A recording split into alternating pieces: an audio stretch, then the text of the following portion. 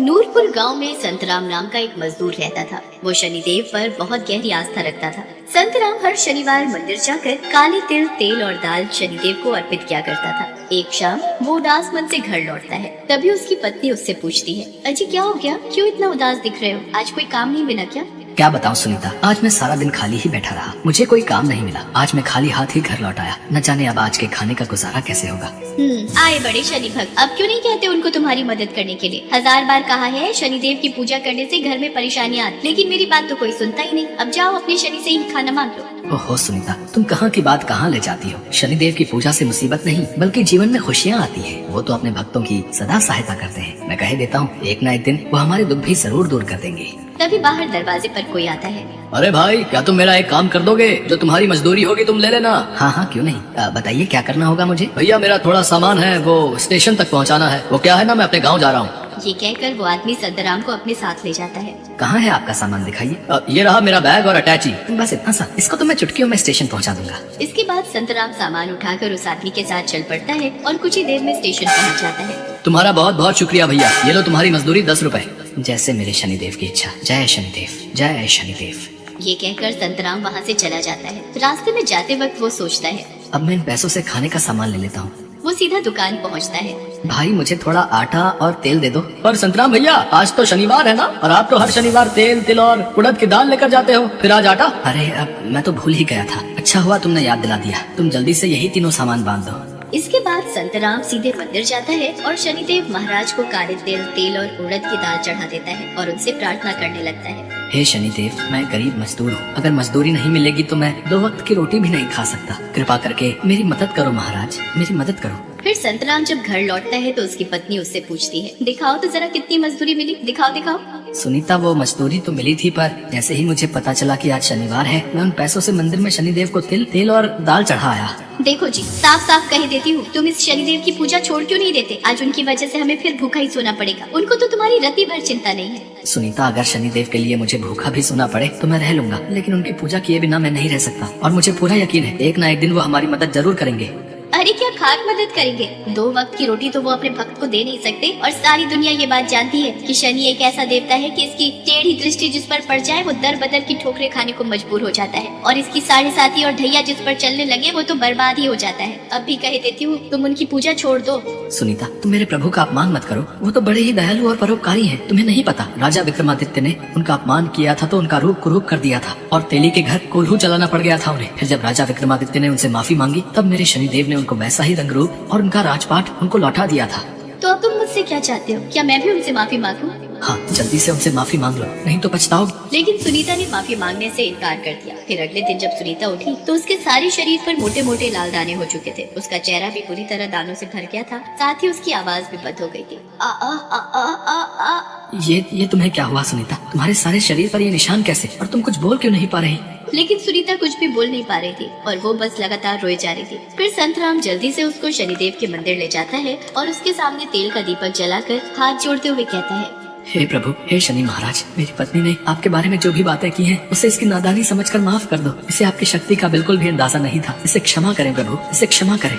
संतराम दिन रात वही शनिदेव का जप करता रहा। जप करते करते उन दोनों को कब नींद आ जाती है उनको पता ही नहीं चलता। तभी संतराम के सपने में शनिदेव आकर कहते हैं, वत्स, तेरी पत्नी ने मेरा अपमान किया है, ये क्षमा योग्य नहीं है, किंतु तेरी भक्ति से मैं बेहद ही प्रसन्न हूँ, इसलिए मैं तेरी पत्नी के दोष को समाप्त करता हूँ। वत्स, तेरी भक्ति ने सिद्ध कर दिया है कि तू ही मेरा सच्चा भक्त है। अब तू मुझसे कोई भी वर मांग सकता है। मांगो वत्स, तुम्हारी क्या इच्छा है? प्रभु, मैं चाहता हूँ कि मैं और मेरी पत्नी सदा आपकी पूजा करते रहें और हमें जल्द ही संतान सुख की प्राप्ति हो। साथ ही हमारा घर धन धान्य से भर जाए और हमें किसी भी चीज की कमी ना हो। तथास्तु।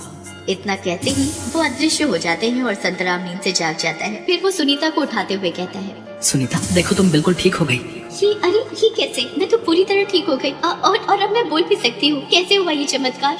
ये सब शनिदेव की कृपा से हुआ है। मुझे माफ कर दीजिए प्रभु, मुझसे गलती हो गई। मैंने अपनी अज्ञानता के चलते आपका बहुत अपमान किया। मुझे क्षमा करे प्रभु, मुझे क्षमा करे। अब से मैं भी इनके साथ हर रोज आपकी पूजा अर्चना करूंगी। जय शनिदेव, जय शनिदेव। फिर वो जब घर वापस जाते हैं तो उनके घर के अंदर एक काले रंग की पोटली रखी हुई होती है। संतराम जैसे ही उस पोटली को खोलता है उसमें ढेर सारे हीरे जवाहरात रखे हुए होते हैं। वो दोनों हाथ जोड़कर कहने लगते हैं, ये सब मेरे शनिदेव की कृपा है। जय शनिदेव, जय शनिदेव। जय शनिदेव, जय शनिदेव। इसके बाद वो एक बड़ा सा घर और गाड़ी ले लेते हैं। साथ ही अपने घर के अंदर बड़ा सा मंदिर बनवाते हैं और उसमें शनिदेव की प्रतिमा रखते हैं और दिन रात उनकी पूजा करते हैं। फिर कुछ महीनों बाद सुनीता एक पुत्र को जन्म देती है जिसका नाम वो शनि रखते हैं। इसके बाद दोनों पति पत्नी अपने बच्चे को लेकर शनिदेव के मंदिर जाते हैं। चंदनपुर राज्य में दीनानाथ नाम का एक बहुत गरीब सेठ रहता था, जो कि किसी जमाने में बहुत बड़ा धनवान था। जब सेठ धनी था, उस समय सेठ ने बहुत पुण्य किए, गौशाला बनवाई, गरीबों को खाना खिलाया, अनाथ आश्रम बनवाए और भी बहुत से पुण्य किए थे। लेकिन जैसे जैसे समय गुजरा, सेठ निर्धन हो गया। एक बार सेठानी जब बाजार से कुछ सामान ला रही थी, तब उसने सुना राजा के सैनिक कुछ ऐलान कर रहे हैं। सुनो सुनो, सारे नगरवासियों के लिए राजा विक्रमजीत का आदेश है कि यदि किसी व्यक्ति ने कोई पुण्य कार्य किए हैं तो वो अपने पुण्य बताएं और अपने पुण्य का जो भी उचित फल है वो इनाम स्वरूप राजमहल से ले जाएं। क्या जिसने भी पुण्य किए हैं उन्हें राजा इनाम देंगे? फिर तो ये बात मैं इन्हें जाकर अभी बताती हूँ। गरीबी में दिन गुजारते हुए हमें भी कहाँ रातों को नींद आती है। सेठानी घर जाकर सारी बात अपने पति को बताती है। सुनिए जी, मुझे आपको कुछ बताना है, बहुत ही जरूरी बात है जिसे सुनकर आप भी बहुत खुश होंगे। राजा विक्रमजीत ने राज्य में ऐलान किया है कि जिस भी व्यक्ति ने जीवन में कुछ भी पुण्य कार्य किए हैं वो उन्हें जाकर राजा को बताए तो वो बदले में इनाम स्वरूप बहुत सा धन देंगे। और हमने तो बहुत पुण्य किए हैं। आप राजा के पास जाओ और अपने पुण्य बताकर उनका जो भी फल मिले ले आओ। अगर ऐसी बात है तो मैं कल ही राजा के पास चला जाऊंगा। मैंने तो इतने पुण्य कार्य किए हैं कि गिनते गिनते राजा भी थक जाएंगे। और अगले दिन ही सेठ दीनानाथ राजा से मिलने जाने के लिए तैयार हो गया। जब सेठ महल जाने लगा तो सेठानी ने सेठ से कहा, सुनो जी, ये रास्ते के लिए 4 रोटी बनाकर बांध दी है। राजमहल दूर है, भूख लगी आएगी, कहीं थोड़ी देर रास्ते में रुककर खा लेना। सेठ दीनानाथ घर से निकल पड़ा। गर्मी का समय था, दोपहर हो गई थी। बहुत गर्मी है, दोपहर में तपती धूप में चलना थोड़ा मुश्किल है, प्यास भी लगी है। सामने तालाब से पानी पीकर वृक्ष की छाया में क्यों न बैठकर थोड़ा आराम कर लूं और रोटी भी खा लूंगा। सेठ दीनानाथ वृक्ष के नीचे रोटी रखकर पानी से हाथ मुंह धोने लगा। तभी वहां पर एक कुतिया अपने 4-5 छोटे छोटे बच्चों के साथ पहुंच गई और सेठ के सामने प्रेम से दुम हिलाने लगी। अरे, लगता है ये कुतिया भूखी है, तभी अपनी दुम हिला रही है। शायद ये मेरे से कुछ खाने के लिए मांग रही है। लगता है इसे मेरे पास से रोटी की खुशबू आ गई है। रुक, मैं अभी 2 रोटी तुझे देता हूँ। कुतिया को देखकर सेठ दीनानाथ को दया आ गई। सेठ दीनानाथ ने 2 रोटी निकाल कुतिया को डाल दी। कुतिया भूखी थी और बिना समय लगाए कुतिया दोनों रोटी खा गई और फिर से सेठ की तरफ देखने लगी। लगता है ये 2 रोटी इस कुतिया के लिए कम रहेगी। इसके 4-5 बच्चे इसका दूध भी पीते होंगे। 2 रोटी से इसकी भूख नहीं मिट सकती। ये ले, ये बची हुई 2 रोटी भी तू खा ले। कम से कम थोड़ा तो तेरा पेट भर जाएगा। मैं पानी पीकर अपनी प्यास बुझा लूंगा। कुतिया को अपने हिस्से की रोटी देकर सेठ दीनानाथ राजमहल पहुंचा। राज दरबार में राजा विक्रमजीत सभी लोगों से उनके पुण्य कार्य पूछ रहे थे। प्रणाम महाराज, मेरा नाम सेठ दीनानाथ है। किसी समय में मेरे पास धन वैभव की कोई कमी नहीं थी, पर अब मैं निर्धन हो गया हूँ। मैंने अपने जीवन में अनेकों पुण्य कार्य किए हैं। मैं आपके समक्ष अपने द्वारा किए पुण्य कार्य सुनाने आया हूँ।